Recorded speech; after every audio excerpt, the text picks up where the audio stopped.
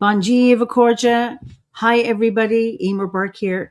Welcome to another Fireside Chat. And this is Fireside Chat 198, brought to you by the Order of Bards, Ovates and Druids. And as is customary, I start with a prayer for peace. Gamara Shiakon ar fud na crinne. Gamara Shiakon in our Jaili agus in our Jirha. Gunairi Lin Lenarkid Garmaka. Gamwich Wikus Jeev, Jehachivdaka is Spirit Gwifdaka. May peace prevail on earth. May peace prevail in our homes and in our countries. May our missions be accomplished. We thank you, guardian spirits and guardian deities, for peace. As the fever of day calms towards twilight, may all that is strained in us come to ease. We pray for all who suffered violence today. May an unexpected serenity surprise them. For those who risk their lives each day for peace, may their hearts glimpse providence at the heart of history. That those who make riches from violence and war might hear in their dreams the cries of the lost. That we might see through our fear of each other a new vision to heal our fatal attraction to aggression. That those who enjoyed the privilege of peace might not forget their tormented brothers and sisters. That the wolf might lie down with the lamb. That our swords be beaten into plowshares, and no hurt or harm be done anywhere along the Holy Mountain, with thanks to John O'Donoghue. So, you're all very, very welcome here on this very dull, miserable, wet March evening, as it is in Ireland. So, just type into the chat where you're from. There's John from Stormy Slough. And Hedach is from Glamorgan, and Nimi says, here Hertfordshire, spring has temporarily returned. Oh, to her borough. Well, it's the same here. Hi, Leslie and Kevin, breezy Sligo, South Wales. Melbourne, you're up early. Well done. Still freezing Ulster. Yes, it's funny how winter tries to still hold on. Stormy Warwickshire, wow. Richmond, Virginia, Ripon in Yorkshire. Lovely to hear you. Oh, sunny Indiana, look at you. And Ishfaq from Bristol. I assume that's kind of dullish weather. Hi from Wales. Is it Aber? It's Chris. I can't. Aberdiffy. Is that how you pronounce it? Sorry about that. My Welsh isn't good. Key Hill in Shropshire. Very wet and windy here tonight as well. Anyway, we are going to Italia, and I don't think the weather is much better there. So let me introduce my guest to you this evening. It's Alessandra Dorigo. You're so welcome, Alessandra. So tell us where you're from. Hi, everybody. I am from Friuli. Friuli is a tiny region cornered between the border of Slovenia on its right and on top with the border of Austria. So it is really difficult for people around the world to understand where we are from. So sometimes we from Friuli just say, oh, don't bother, it's just near Venice, okay? And everybody gets it. But it's a totally different kind of region. Anyway, it's useful. So the point about being from Friuli, I think for me, is the fact that it is a region which has been conquered by many people. So we've been Austrian, we've been Slovenian, we've been Venetian, we've been everybody's people and nobody's people. That's why we consider ourselves to be, I might not be the one, but a little difficult. And there's a word in our dialect which defines us, which is dibesoi, which means by themselves. So, because probably we are so used to being conquered by everybody that we just, built our own character. But still, the fact that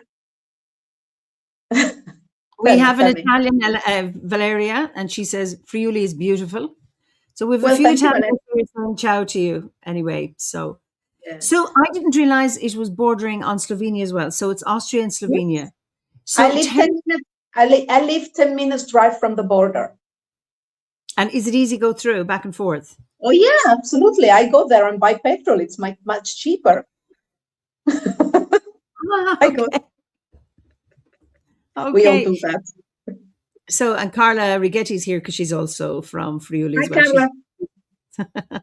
So just tell people your your dialect then. I know it sounds like Italian, but it has got umlauts in it and it sounds Germanic as well, or maybe Yes. forgive me if it's the wrong word. Yes. But just tell us about your dialect, because I'm fascinated Well, by this. one thing I want to say is that we might have been conquered by many different peoples, but that is also a richness for us.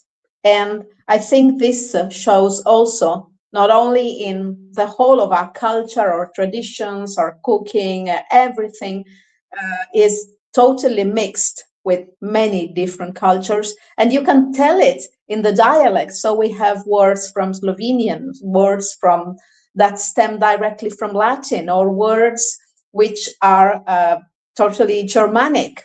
Just to give you an example, which I find very funny, is a word to define something you eat. So you've got the artichoke, right? Yes. In Italian, the Carciofi. Is it word is carciofi? Carciofi in carciofo. Italian. So Carciofo totally in different. Italian. Yeah. In Friulano is artichoke, just like in Di- English. Artichoke. oh, okay. Artichoke is just the same word. Okay. Okay. Yeah, it's funny. So for us, Friulano is important because it represents a big part of our culture. It is not a dialect; it is actually a language. It's Okay. called Forgive me. Oriental Ladin, Ladino Orientale, and so Okay. it is considered a language. We have a lot of books, we have poetry, and even when I write my poetry, I sometimes translate it into Friulano, or sometimes it starts in Friulano and then evolves into English or Italian, for example. So, when you were growing up, did you speak Friulano in your home? Yes, I did. Not much, because only half of my family is Friulano. My father came from Sicily, but we never spoke Sicilian. We never cultivated that part, but we spoke a lot of Friulano. And one of my fondest memories with the women part of the family was meeting and singing together in Friulano, for example. Wow, wow. That's how that's how you learn traditions.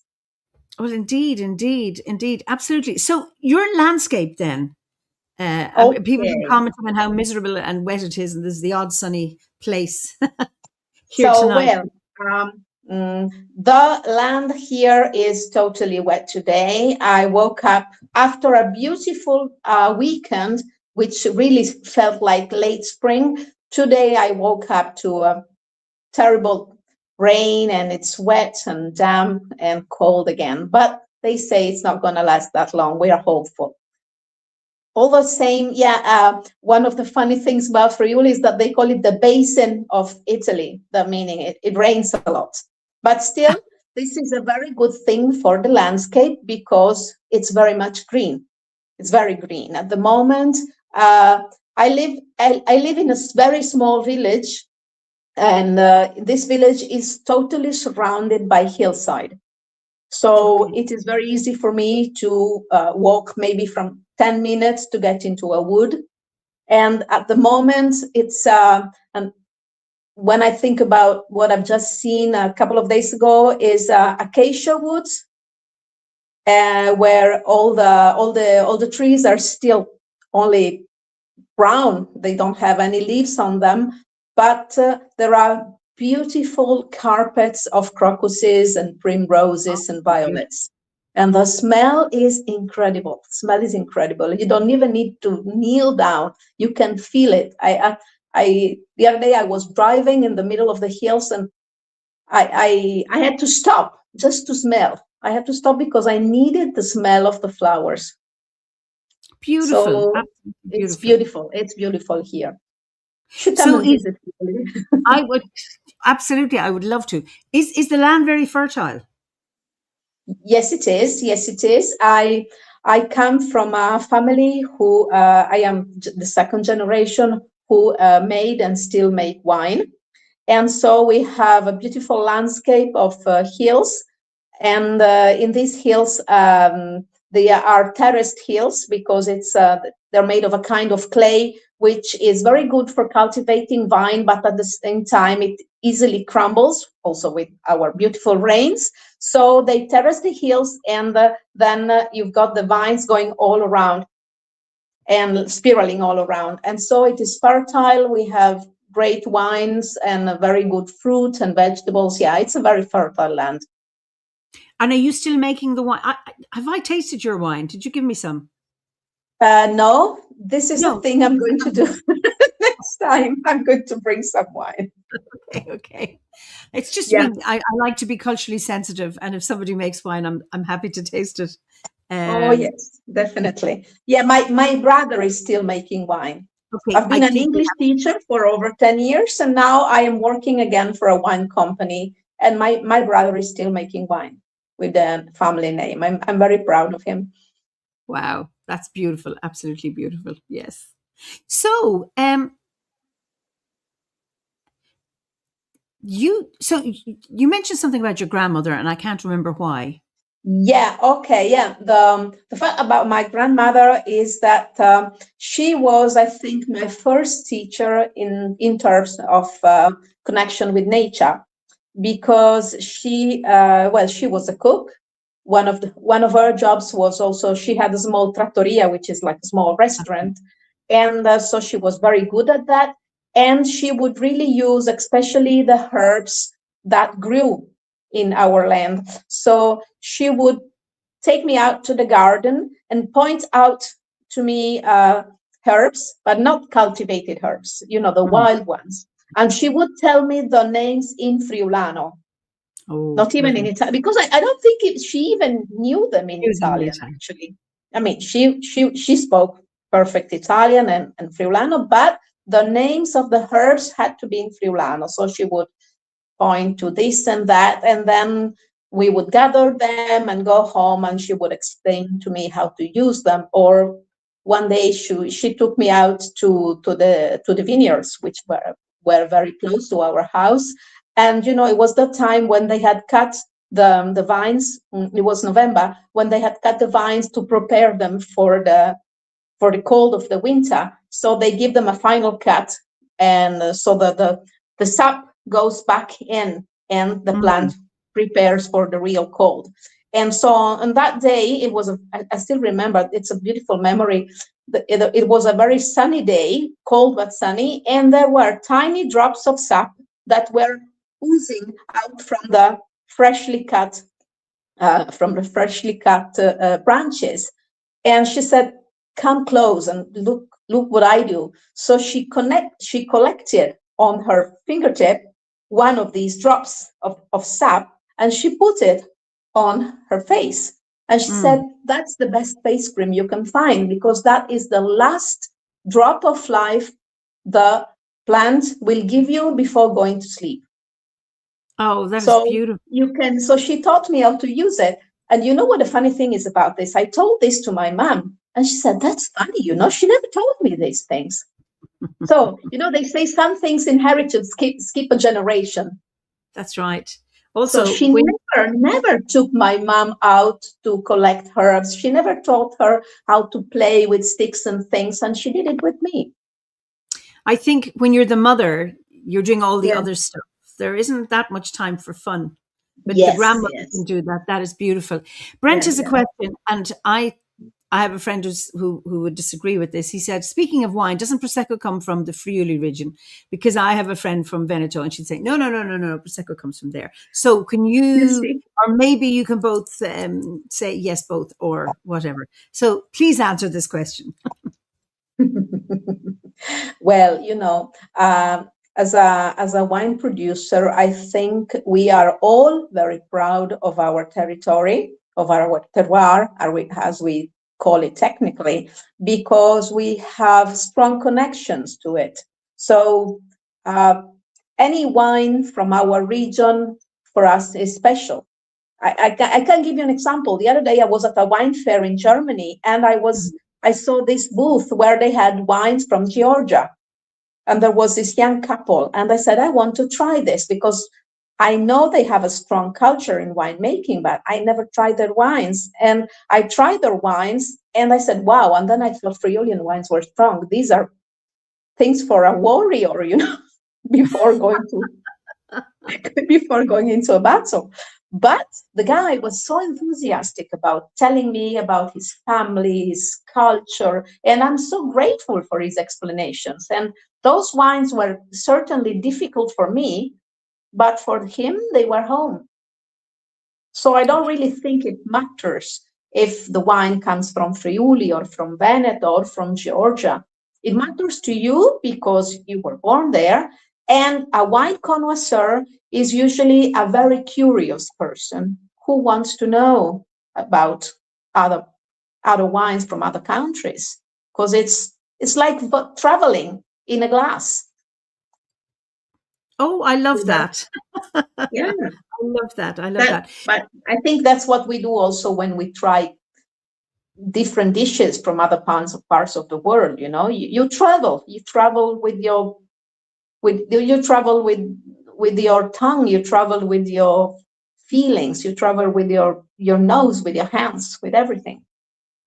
That's lovely. Now, these Georgian wines, were they strong in terms of taste or in terms of alcohol content that you found? Ooh, they really were strong in terms of taste because they were very dark in color, even the white wines, because they okay. have a technique which is called maceration. So they make tea with the skins. I usually say this to concentrate the taste. So the wine is really strong and really dark in color. But it was such an experience. It was really interesting.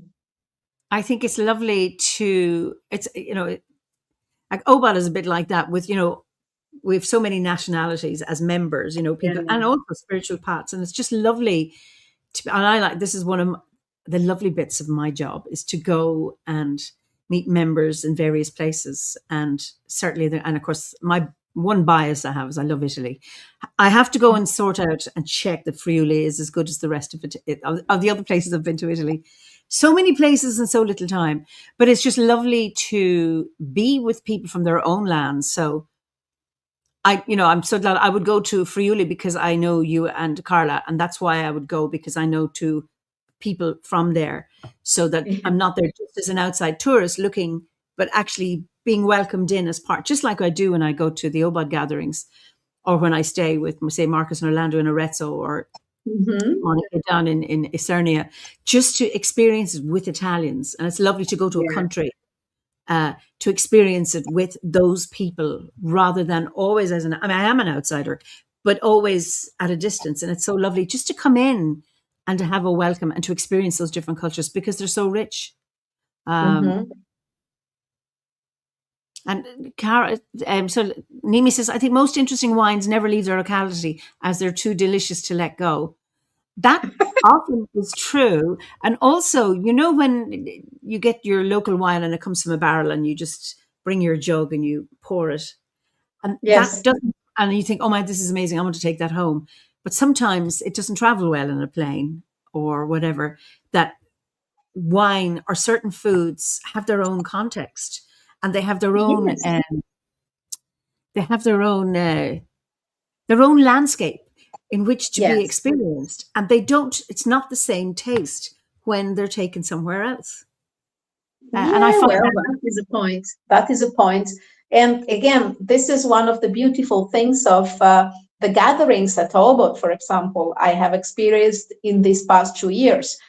And, we all came from different regions of Italy, and we all brought a little piece of us, of our land, of what we do, of our craftsmanship. And it was beautiful last time we were there, last October, to see this little market we had created where everyone brought a little thing. So there were herbs and there were ointments and there were books and there were, decorations, pendants. It was incredible.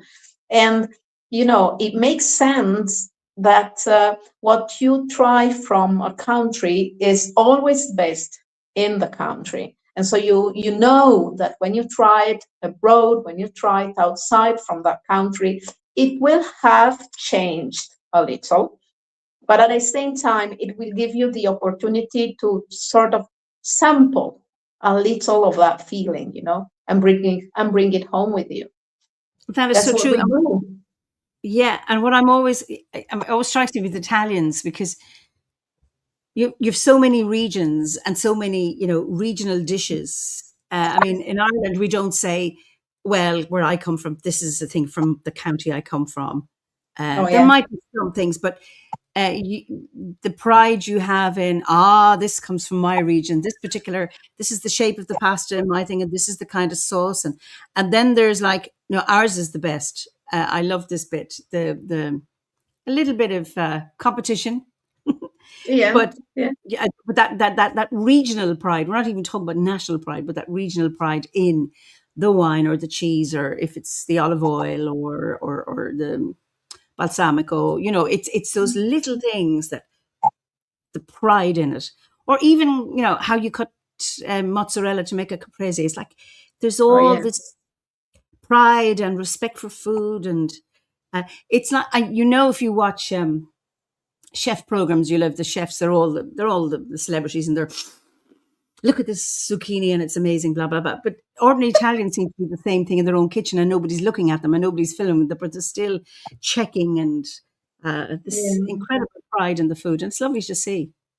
Yeah, well, I think it's a strong feeling also because we have so many different regions, and uh, each region has its own culture, dialect, food, wine, traditions, and folklore. For example, we have a lot of stories from our folklore about magical creatures, for example.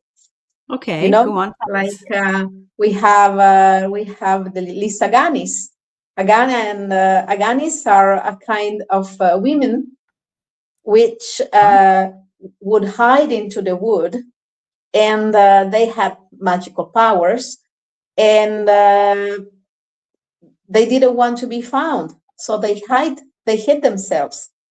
And there's a similar thing in Slovenia. They're called the krivapete, and the krivapete had their feet backwards, so that you would never find them, because you would look for them, but they went the other way around, for example.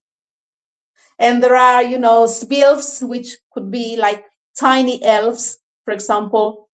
And I mean, it's full of beautiful stories, and of stories I heard when I was a child as well. You can find books about them, but the best stories are told by your parents or your grandparents or your friends. Can be scary stories, funny stories, but it's another thing my grandma told me was that when she was a child, the best place to listen to these stories was the place where the animals were, where they kept the hay, the Do stables, you have? the Do you stables. People have? kept stables because it was warm. Do you have? Can you tell us the story? Before you do, Ricky says, I've some work colleagues like that. You can never find them. Look at their Do feet. Check their feet. you hear that, Ricky? Some sound advice. So, do you have any actual stories you'd like to tell us about one of these creatures? Mm, not really, actually. Not really, actually. I mean, something. Uh, I am into it, but I haven't read them lately. So here you're finding me not very much prepared about this. Oh, what a Actually, pity! What a pity! But sorry. I do know you have poetry to share. Oh yes, that's for sure. That's for sure. Yes. And so, for example, well, most of my poetry is very simple, actually, and it's based on things I see or things that happen to me. So this one is very short and it started in Friulano. So I will Okay, read it in please Friulano do. first and my translation in English. L'usor di stelis, occhiali il ciel, mi parte vie. E io, anche mocca sot, dal miez dal bosc. Non soi pierdude, ma un poc sturnide, come in tunsion. O sto chiatant la vie di chiase. And in English is, the stars are bright. I look at the sky. I am carried away. And I am still down here in the middle of the wood. I am not lost, but a little dizzy, just like in a dream. I am finding my way home. Oh, it's beautiful, beautiful, beautiful, lovely. Oh, Yeah. If you want, I so have another one. This is slightly longer. go on. Okay. English or Friulano first? Both. Maybe English and then Friulano is better this time. Okay. So this is based on an experience I shared with friends. There's a community of friends who perform Celtic rituals in Trieste, and they created this beautiful labyrinth made of stones. And we had a ritual on a day where there was a moon eclipse. So Oh, the lovely. feeling was really incredible. So moon eclipse ritual. The moon is dark in the sky tonight, like an obsidian disk, translucent and alluring. My bare feet warily test the ground along the coils of the labyrinth. I walk slowly, every step a careful decision. The stars above us adorn the sky dome in the oak tree circle. A solemn drum gives us a rhythm to our walk among the stones. Our eyes half closed, we meet along our way. Sometimes we lower our gaze, some others we smile. Sometimes we go first, some others we give way on the narrow path. A final chant, a circle of hands. We look it up. The moon is back, shining, joyful in the night. Beautiful. So, in And now you Friulano, want to hear the Friulano? per favore. Yeah. Ritual di lune platade. La luna è scure usgnot, e è come un taront di veri neri, calus, cimiantmi. Cun pas lent e attint, discolse o chiamini tal labirint che si fa anche sentir. La corone del rol avende corade dall'usor de steli, sparsore di no. E ritmi dal tambur al colore in estri spas, intant che chiaminin tra gli spieris. Cui voi mieziaràs, si chiatin sul sentir, qualche volte o sbassin la chialade, e une altre si sorridin, passin par prins o lassin la strade. O chiatin insieme, anch'ima une volte, un cercli di mans, chialin la lune, aie tornade, lusinti allegre, tagnot. Beautiful. So I can hear the Italian words there, you know, the Yeah, sound yeah, of the yeah, drum yeah. and Some of them. the moon and the Some of stars and them. things. And it's lovely, just beautiful, exquisite. So where do you get your imas from or your awen, your inspiration from for your poetry? What is it that feeds? Well, it's basically, I would say, the feelings that nature gives me. So most of my poetry comes from walking into the woods, from meeting with other people, like-minded people, and from meditation in nature, or meditation for me doesn't always need to be something you sort of program, that like you say, okay, now I'm going into the wood, I'm going to meditate for half an hour. Sometimes you do this, right? Sometimes you organize yourself, you know, you have some time and you want to spend it under a tree or looking for a certain plants. But sometimes, and those I think for me are the best parts, you don't plan it.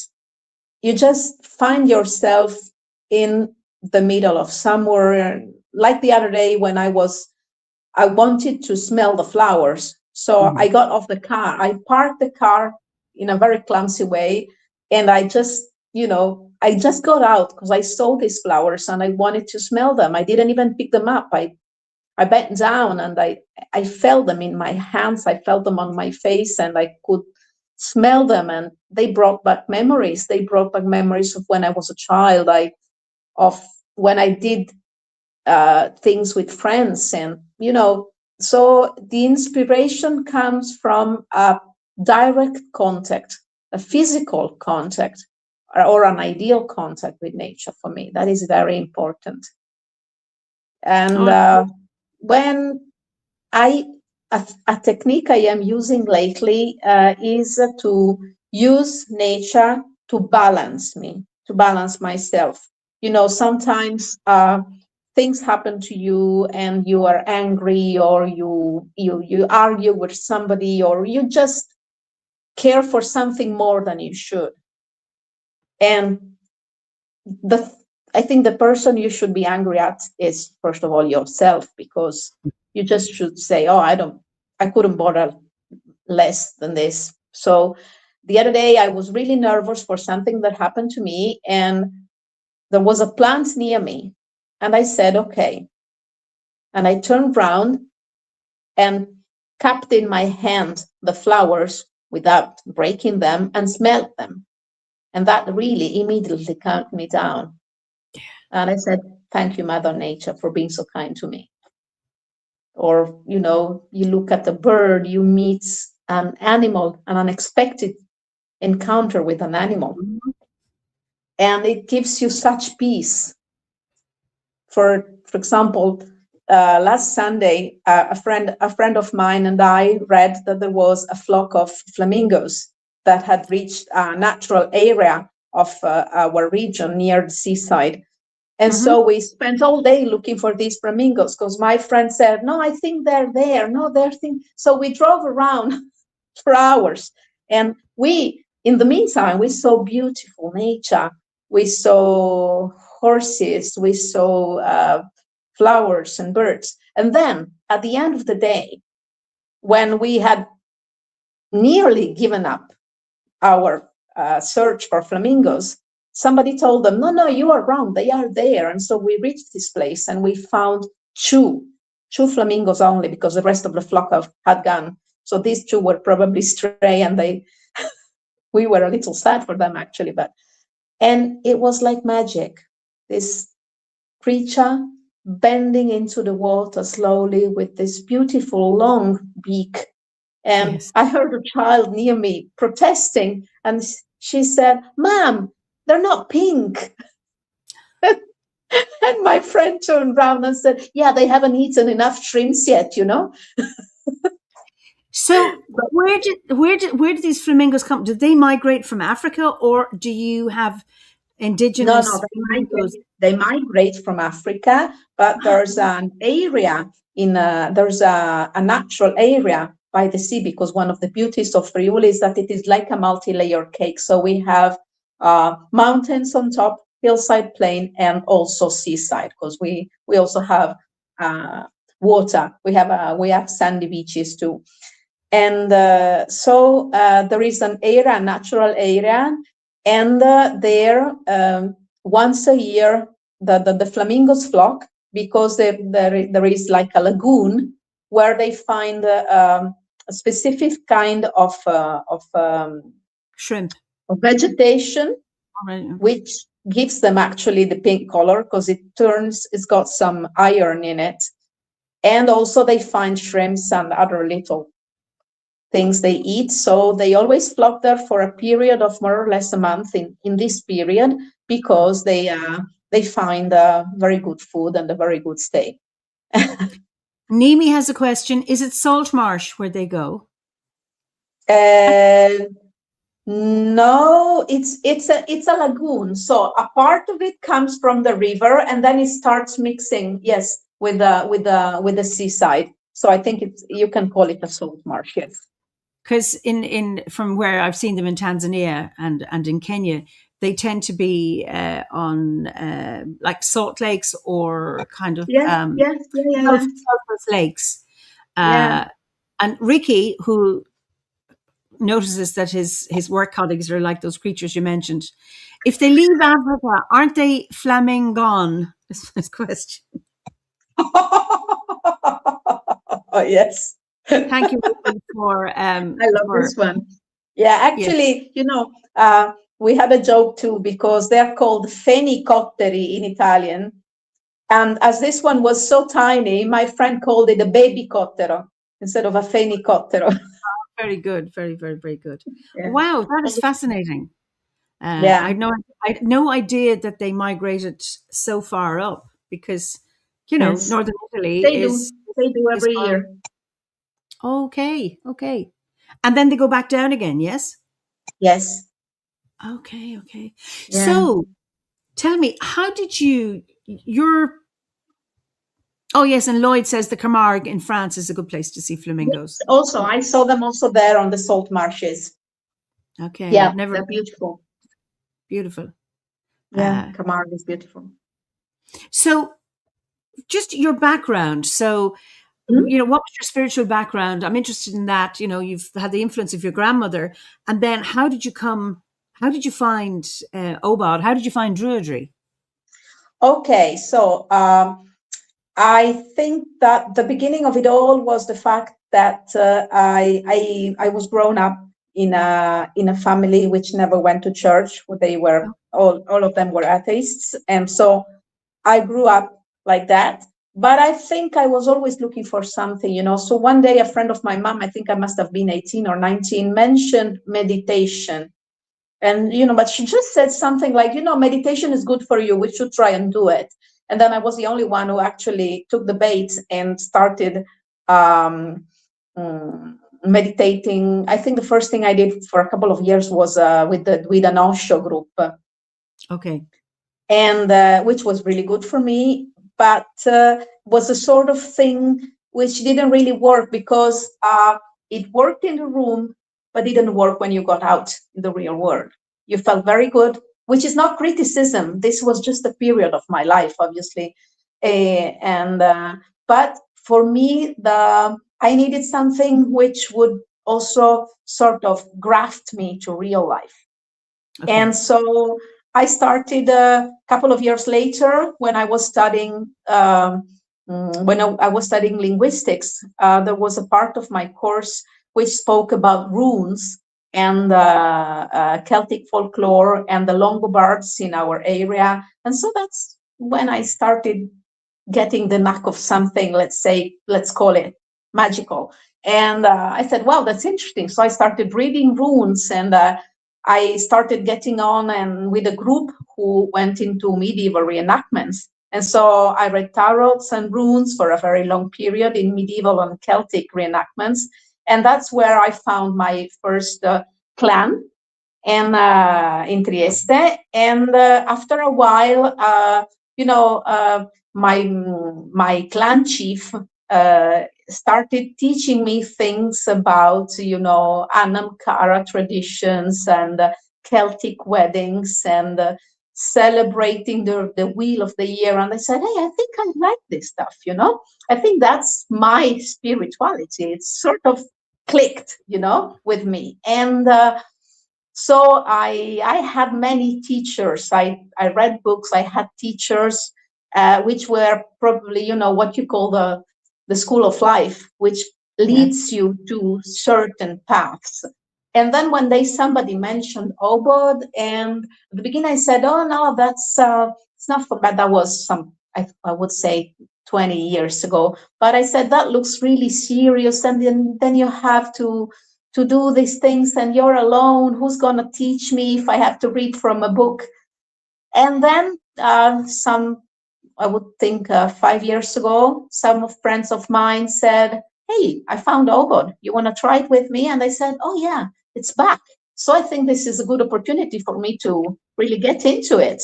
And as soon as I started studying and reading, I said, okay, that's for me. That is exactly the path I needed, which is giving me, pun not intended, an order.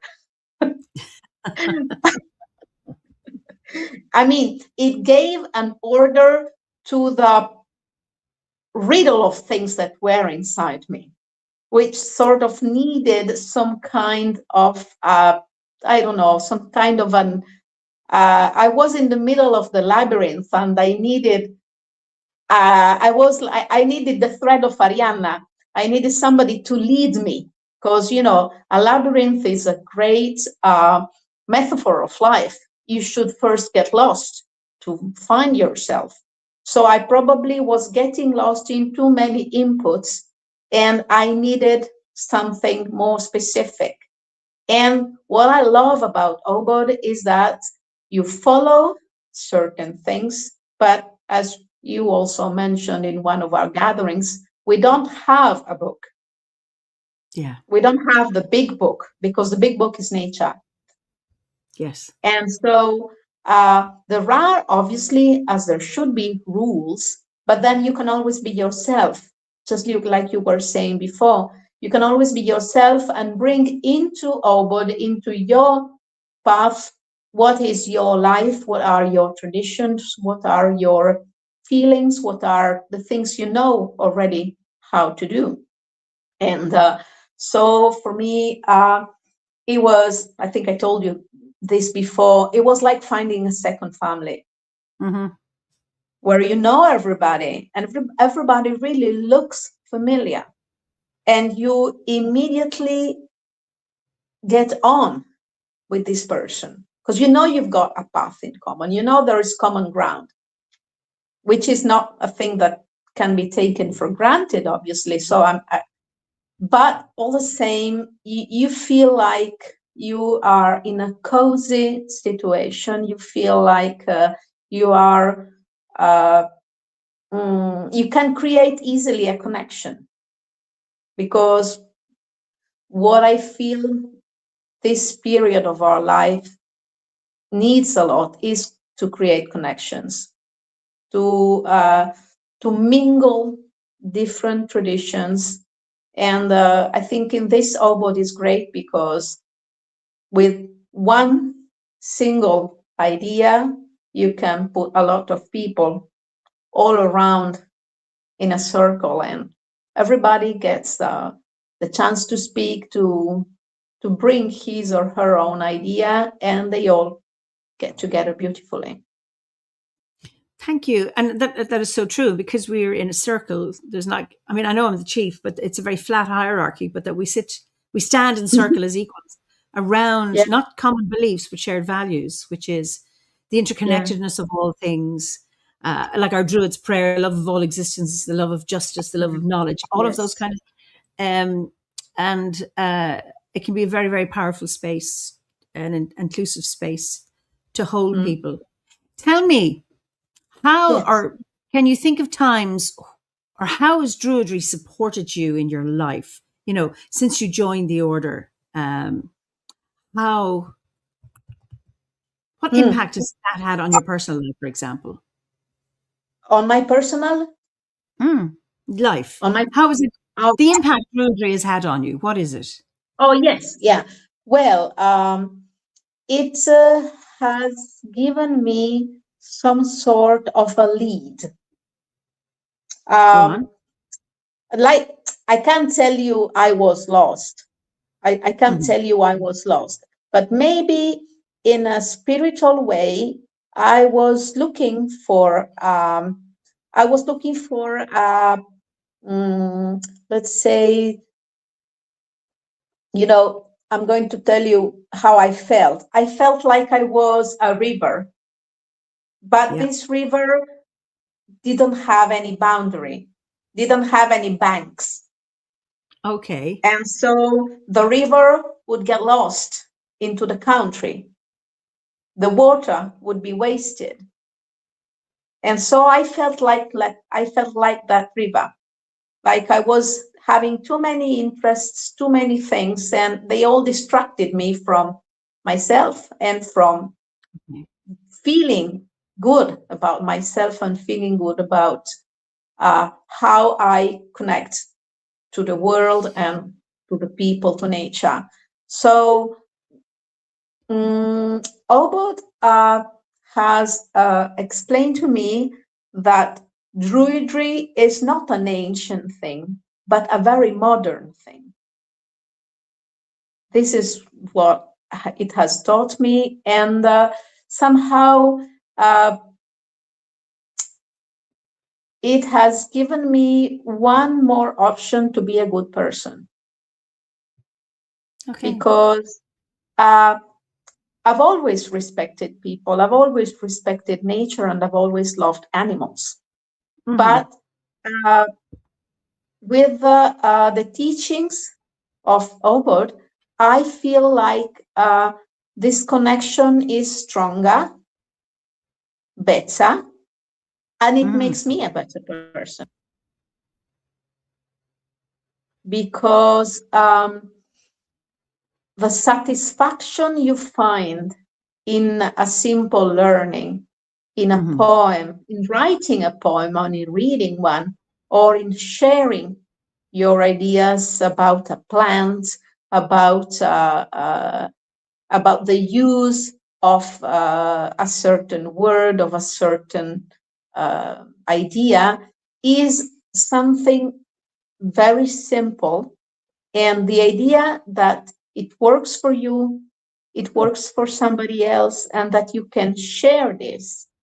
And so you are, and also I'm getting tangled up. But what I mean is that it makes me a better person also, because in this path you have to learn, and there are moments in which you can share things, which is great. But there are also some moments when you are alone with yourself. And probably that for me has been the most difficult part, if I have to tell you which are the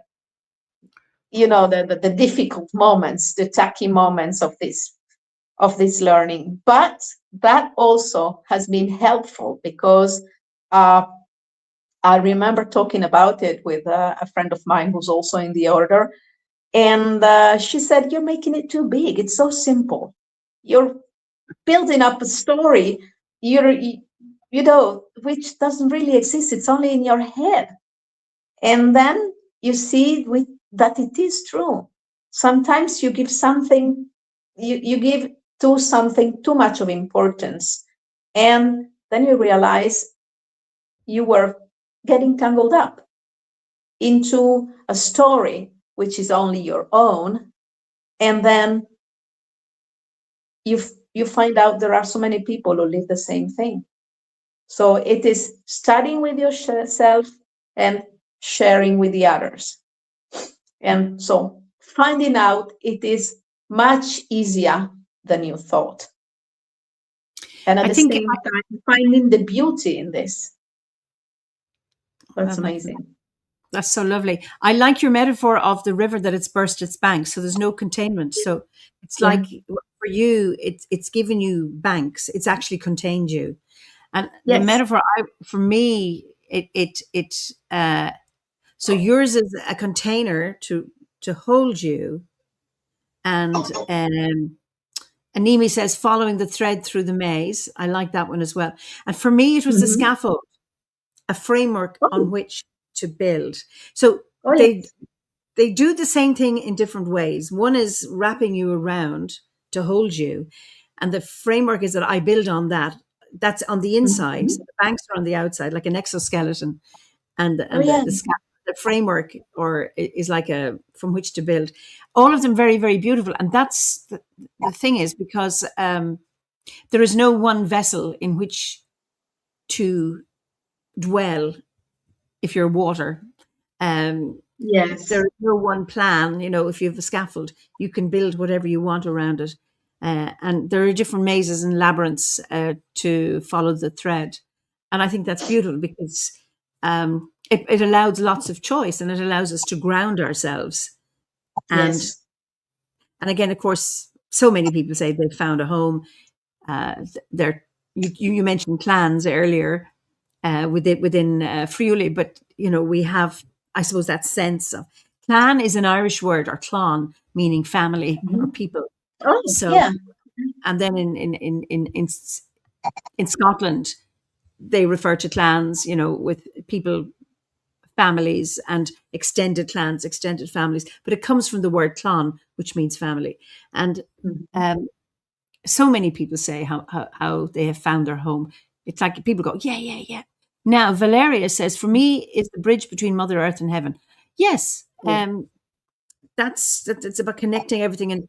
And we, with our three breaths, the earth beneath us, the sky above us, and the seas around us, or sometimes we say the Yeah. trees around us. And it's that when we take those three breaths, it's that connecting the three realms, which feature in our texts on 3V Shwar. It means the great triple spiral, which is the three Yes. realms, earth, sky, and sea. And Nimi says, I never knew there were people who felt as I did. Isn't it lovely to find that? Sylvia talks about the chalice. So, in a sense, that's the container. So, you may have Yes. a chalice in which, or you may have a framework. All of the metaphors are all valid.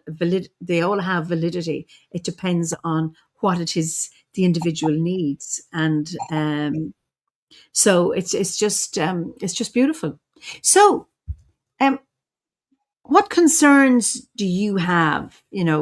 In this crazy modern world in which we're living right now. Okay. So, as I have been an English teacher for 10 years, one of my biggest concerns is that children don't read anymore. Oh, yeah. It drives me crazy. Every time I would ask, what book are you reading? They would all start looking embarrassed. And the first time I said, what's wrong with you, children? Well, you know what? Actually, I don't read. In any age, and especially teenagers. When I spoke to people from 13 to 18, 19 years old, those were the ones who really, in general, not everybody, obviously, and but there were a lot of people who didn't read. I remember there was this child in primary school. She must have been 9, and she had during Christmas time she wore one of those father Christmas hats, Yeah. and so and she loved that hat so much that she kept wearing it also after Christmas, the Christmas period, and she always sat by herself reading a book during recess. So I called her the reading elf, Ah, okay. the little reading elf. And she surprised me with stories. And also it was crazy because when I asked her who's your favorite writer, she said Agatha Christie, and I said, you must be kidding, she's my favorite author as well. So we spent hours commenting on the books and on the characters. And then I said myself, do you realize she's only 9 years old? And so I also had beautiful experiences with children, but one of my concerns is really that they lost the ability and the pleasure of reading, and they are afraid of books. They are afraid of books which don't have images in them. And so I was talking to them one day, and I said, the images are in the book. You don't need to see them. And what is the beauty is that you can create your own image. A friend of mine and a child, and she said, and she was very passionate about Harry Potter's books, which, by the way, I love as well. But she was actually passionate about the movies. And I said, well, you should read the books. And she said, yeah, but I am afraid they might be boring because they don't have images in them. And I said, but the best thing is that you can create your images. You don't have to think about the movies, which are beautiful, but then you can create your idea of what a plant looks like, of what that character looks like, and it's incredible. And she looked at me and she was not really convinced. So this is probably the thing that bothers me about that people don't read anymore. And I'm talking about adults as well. Well, it's interesting. So my children were home educated. So my son and I shared a love for fantasy. So when he was a Mm? teenager, he read. My daughter wouldn't read. And I was late reading for pleasure. And my daughter, very late reading for pleasure. So Mm. she's now in her 20s. She reads now for pleasure, but that took a long, long time, even though they weren't Mm. exposed to, lots and lots. I mean, there was TV, but not the crazy smartphones. They started late getting to those. They're at Mm. that generation that did Lucky have, them. that had time outside. But, and I'm very visual. I remember though, my grandfather, so I was about 8, came with presents for everybody. And my 2 sisters got dolls and I got a book with no pictures. I was livid because at that point I was able to read, but I didn't read Mm. for pleasure. And I was so upset. I remember crying that I got this bloody book with no pictures that somehow, and really, really funny. So now if there's a book and there's a film, and if they kind of come out at the same time, I'll go for the book first because I know the film will have, planted those images in me. And I remember reading Game of Thrones. I read all of them. I don't know why I was so compelled because there's so few nice characters in it, and the level of violence and everything else is high. And then I started to watch the series, and it was too Mhm. violent for me. And my son said, "But Eimear, your imagination when you're reading is much wilder." I said, "No, I can jump these pages. So if there's some awful scene, like a torture scene, I can Yeah. skip where because I'm so visual when I'm Oh, so am watching." I. I understand what you mean. Yeah. But it's interesting. So when I just look at my daughter now, reads for pleasure, and Mm. that's what's. I'm just wondering. Oh, Yanimi says she remember crying when she got a doll for Christmas. Okay, so but it's all got to do with. I mean, I have friends who hated dolls. They all wanted tractors and cars and Lego things like that. I wanted a doll. So and she asked the question, don't children write imaginative stories? So it's interesting. So children aren't reading. Are you teaching? Are you a primary teacher? Yeah, I was a primary teacher. I was mainly a primary teacher. But Okay. then I tell you, this was only a part of my experience. There have been schools. I taught in an array of different schools, public school and private schools and parental teaching and even for a year a Steinerian school, you know. Okay. Steiner School, Yeah, yeah. so yeah, Steiner school. So there obviously we read a lot, so it really depends from the kind of teaching. It depends from the family. So let's say that probably the period when children really stop reading is their teenage Yeah. period, you know. When they are I in think, primary school, they actually read because they are told to, and then they do it, and a lot of them find the pleasure, like you said, of reading for pleasure. But then some of them say, oh, okay, I'm bored, I don't want to read anymore. but then, I could see the things our children were interested in because they were educated at home. And then my Yeah. daughter went through teenage years and is thinking, is this my daughter? What? What about all the things we taught her? And that's that crazy adolescent Facebook back writing. So it's what, and then of course, you see, if children are read to, Yeah.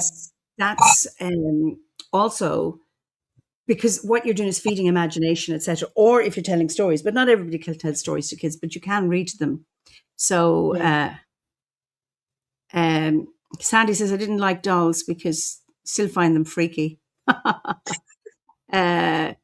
So Lloyd says I used to collect and read the Observer's books from a very early age, lots of pictures. Diana, I love reading, but no one ever gifts me books saying, I'm sure you already have everything. I mean, I love reading, but I'm always afraid if I get into, a book that's a series of books, like a something trilogy, whatever it is, I won't do anything else. I get locked into That's me. That's me. That's me. That's into me. the world. So it's not always safe for me because it's like nothing else will happen. Just keep reading. So, but I think it's I a will great stay up ability. at night. I will stay up at night to read. Yeah, I mean, the people binge watch and then you can binge read. So what gives you hope then, if in the modern world? Well, exactly the same people who make me desperate. Children give me hope. Children Yeah, give me hope because they will surprise you. They will surprise you. They will they will paint something for you. They will color a simple thing and give it to you, and a single piece of paper with a flower and your name on it is for them precious, and you as an adult need to understand how precious that is. yeah, That is a big gift. So that gives me hope, the fact that children still are able to see the importance of small things. that So is as a teacher, I'm not a mother, but I have very good relationships with my nephews, with my nieces, or with the children of my friends. And looking at them gives me hope. brilliant. Just some wise words from Ishfaq here. There's a saying, reading seriously harms your ignorance. I love that one. Can I So use it's, it? yes, I'm sure, absolutely. Sandy says, I loved books though. I've piles of them and give some away, but others seem to wander in and replace them. I love books too. I do. Uh, do you know uh, what book? I mean, I have a Kindle, which is great for traveling. So, but having a physical book, um, if there's a power cut or someone switches off the cloud, Yes, where's your access to anything? But if you have physical books, yes. they're there, and I think that's just so beautiful. And I like, if I'm doing research, is like to have all my books around there, and I can look at pages, and I remember where things, because I've been flicking a page. Where if it's reading online, I don't. I find it hard to read from the screen. So it's just. Oh yeah, Nimi calls those, and little seedlings, your children, with those Oh, little yeah, pictures. I yeah, think is really, definitely. really nice. And Sylvia says, poetry is my bridge to the surrealist artists and writers, the quest for the marvelous. So we've Mhm. come to the end of our time, Alessandra. So any parting words before you say goodbye to our guests? Well, I can say a word again in Friulano, Please which do. is which we say for saying goodbye, and also to say hello, which is mandi. Mandi Mandi. comes mandi, and Mandi. mandi comes from Latin, and they say it can have two different meanings. It can come from mane deo, so remain with God, or mane Dio, which means live long. Ooh, I like So Mani Dio. both ways. Okay. Yeah, me too. So mane Dio, live long. Mani. So how do you spell that? Mandi. Mandi. Mandi. Mandi. Yeah. So live long, or Stay with God. Stay. We could say stay with your spirituality. stay with spirit. Okay. Stay with the spirit, Or live long. or live long. Okay. Brilliant. That is great. That is lovely. Uh, okay, that is beautiful, beautiful. Gregory says older books have sulfur in the paper. That is why the pages turn brown after many years of living dangerously. That's so cute.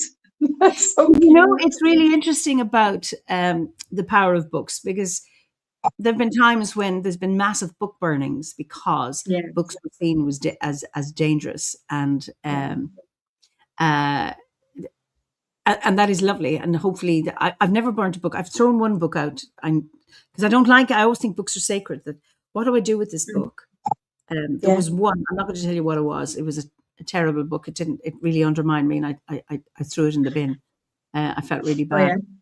And and then Carla says, fantastica, come sempre, amica mia. That's, fantastic as always. Grazie, Carla. That's just It's beautiful. lovely. So lovely. Yeah. So anyway, so Nimi says, Alessandra, you have given me Hirait for your Friuli. It sounds so magical. Hirait is, what is it? Peace, love, I've forgotten. And it's been a fun evening and educational. That's from Sandy in Tintagel. So it's been such a joy. Says Pat Booker, with the Mandy. Now I have a Barry Manilow earworm. Do you remember Oh Mandy by Barry? Longing is the. So here I is longing. Okay, thank you for a lovely evening. Yeah. So thanks, Nimi. So I let you say goodbye to everybody. So thank you, first of all, Eimear, for talking to me. It was an honor and a pleasure. And it is great to be in Elbod. It is great to be in connection with all these people. So to all of you, I send the best of my love. And it was great to meet you, even if only here online. Well, grazie mille Alessandra, non vedo vederti di nuovo a ottobre in Italia. Anche io.